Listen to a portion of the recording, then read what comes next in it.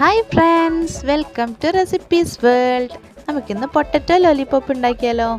അപ്പോൾ ഞാൻ 500 ഉരുളക്കിഴങ്ങാണ് എടുത്തിട്ടുള്ളത്. അത് ഉപ്പൊക്കെ ചേർത്ത് നന്നായിട്ട് വേവിച്ച് ഉടച്ച് വെച്ചു. അതിലേക്ക് ഒരു സവാള ചെറുതായി കട്ട് ചെയ്ത് ചേർത്ത് കൊടുത്തു. ഇഞ്ചി വെളുത്തുള്ളി നന്നായിട്ട് ചതച്ചത് ചേർത്ത് കൊടുത്തു. ഒരു പച്ചമുളക് ചതച്ച് ചേർത്ത്, പിന്നെ ഒരു അരക്കപ്പോളം സ്പ്രിംഗ് ഓണിയനും ചേർത്ത് കൊടുക്കാം. പിന്നെ കുറച്ച് മല്ലിച്ചപ്പ് അതും ചെറുതായി കട്ട് ചെയ്ത് ചേർത്ത് കൊടുക്കാം. ഇനി ഇതിലേക്ക് ആവശ്യത്തിന് ഉപ്പിട്ടെടുക്കുക. 1 ടീസ്പൂൺ മുളക് പൊടിയാണ് ഇനി ചേർക്കുന്നത്. 1 ടീസ്പൂൺ കുരുമുളക് പൊടി, പിന്നെ ഒരു 1/2 ടീസ്പൂൺ ഗരം മസാലപ്പൊടി, പിന്നെ 1 കപ്പ് ചെറിയ കപ്പാണ് എടുത്തത്, ഒരു ബ്രെഡ് പൊടിച്ചതും ചേർത്ത് കൊടുത്തു. ഇത് ലൂസായി പോവുകയാണെങ്കിൽ നിങ്ങൾക്ക് കുറച്ചുകൂടെ ബ്രെഡ് പൊടി ചേർത്ത് കൊടുക്കാം. അത് നന്നായിട്ട് കുഴച്ച് വെച്ചു. ഇനി നമുക്കൊരു ഐസിൻ്റെ സ്റ്റിക്ക് എടുക്കാം. ഇത് ചെറിയ ബോൾസാക്കി ഉരുട്ടിയ ശേഷം ആ ഐസ്ക്രീം സ്റ്റിക്കിൽ വെച്ച് കൊടുക്കാം. കയ്യിൽ ഒട്ടിപ്പിടിക്കുകയാണെങ്കിൽ എണ്ണ തടവി കൊടുത്താൽ മതി. ഇതുപോലെ ചെയ്തെടുക്കാം. ലൂസായാൽ ഇതുപോലെ കിട്ടില്ല, അപ്പോൾ ബ്രെഡ് പൊടി ചേർത്ത് കൊടുക്കണം.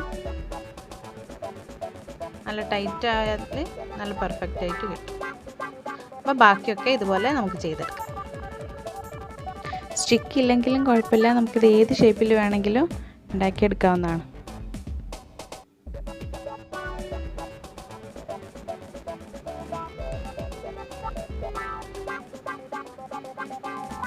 ഇനി ഒരു ബൗൾ എടുത്തിട്ട് അതിലേക്ക് ഞാൻ 3 ടീസ്പൂണ് മൈദപ്പൊടിയാണ് ചേർക്കുന്നത്. 3 ടീസ്പൂൺ കോൺഫ്ലവറിൻ്റെ പൊടിയും ചേർക്കുന്നുണ്ട്. അപ്പോൾ നിങ്ങൾക്ക് 2 ടീസ്പൂണ് മൈദപ്പൊടിയും 2 ടീസ്പൂണ് കോൺഫ്ലവറിൻ്റെ പൊടിയും ചേർക്കാം. എനിക്ക് ഇത്ര ആവശ്യമില്ലേനും, അതുകൊണ്ട് നിങ്ങൾക്ക് 2 ടീസ്പൂൺ ചേർത്താൽ മതി. അതിന് ആവശ്യത്തിന് ഉപ്പ് ഇട്ട് കുറച്ച് വെള്ളം ഒഴിച്ച് നന്നായിട്ട് മിക്സ് ചെയ്ത് കൊടുക്കാം.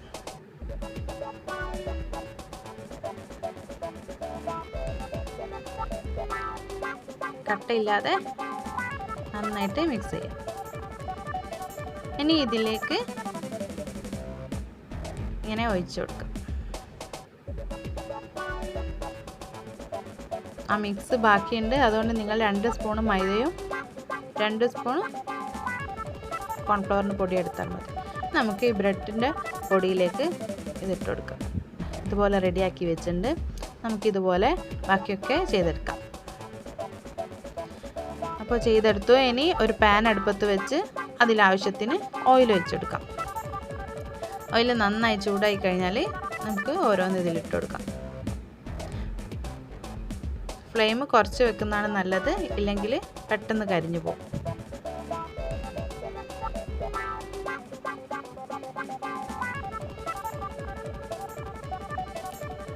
എല്ലാ സൈഡും നന്നായിട്ട് ഫ്രൈ ആവുന്നവരെ മറിച്ചിട്ട് കൊടുക്കണം.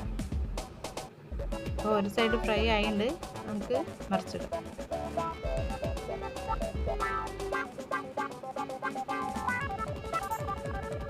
അപ്പോൾ എല്ലാ സൈഡും നന്നായിട്ട് ഫ്രൈ ആയി. നമുക്കിത് പാത്രത്തിലേക്ക് മാറ്റാം. ഇനി ഇതുപോലെ ബാക്കിയെല്ലാം നമുക്ക് ഫ്രൈ ചെയ്തെടുക്കാം. ഇപ്പോൾ ഞാൻ അടുപ്പത്ത് വേറൊരു പാൻ വെച്ചിട്ടുണ്ട്.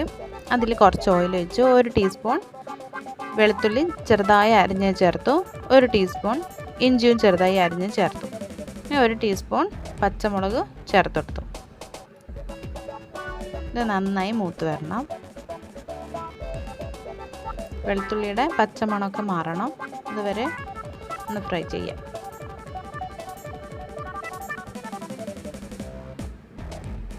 അതിലേക്ക് ഒരു സവാള ചെറുതായിട്ട് കട്ട് ചെയ്തതാണ് ചേർത്തെടുത്തത്. നന്നായി വഴറ്റിയെടുത്തിട്ടുണ്ട്. അതിൽ കുറച്ച് ഒരു 2 ടീസ്പൂണ് വിനീഗർ ചേർത്ത് കൊടുത്തു. ഒരു 2 ടീസ്പൂൺ ടൊമാറ്റോ സോസ് ചേർത്ത് കൊടുത്തു. ഒരു 1.5 ടീസ്പൂൺ സോയാ സോസും ചേർത്ത് കൊടുത്തു. നന്നായിട്ട് മിക്സ് ചെയ്യുക.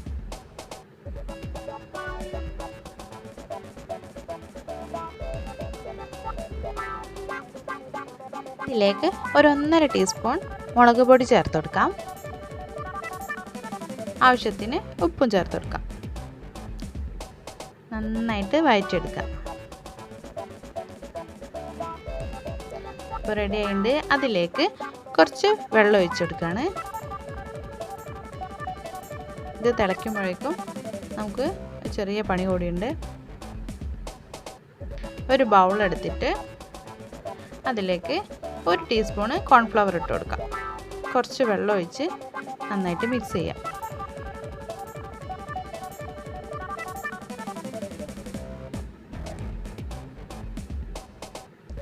എന്നിട്ട് ഇതിലേക്ക് ഒഴിച്ചു കൊടുക്കാം. ഇതിപ്പോൾ നന്നായി തിളച്ച് വരുന്നുണ്ട്.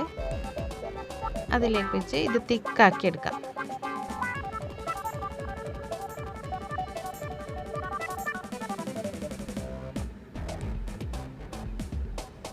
തിക്കാവുന്നവരെ ഇളക്കി കൊടുക്കണം.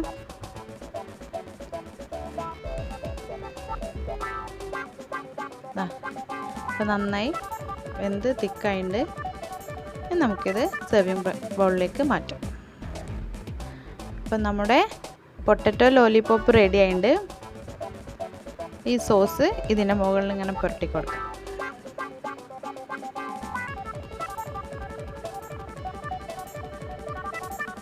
അപ്പോൾ വീഡിയോ ഇഷ്ടമായെങ്കിൽ എല്ലാവരും ലൈക്ക് ചെയ്യുക, ഷെയർ ചെയ്യുക, സബ്സ്ക്രൈബ് ചെയ്യുക. Thank you.